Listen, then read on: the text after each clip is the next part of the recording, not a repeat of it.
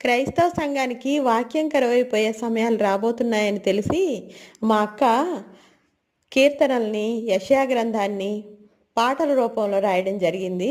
ఈ పాటని గుర్తుపెట్టుకోండి. వాక్యం కరువైపోయినా ఈ పాట మన నోటనుంటది. నా దేవా నీవు అధిక ఘనత వహించిన వాడవు, నీవు మహత్యమును ప్రభావమును ధరించుకున్నావు.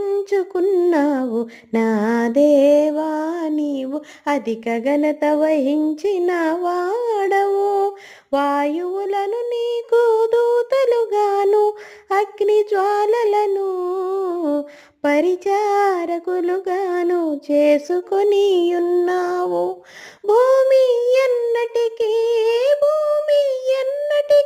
కదలకుండునట్లు పునాదుల మీద దాన్ని స్థిరపరచి నా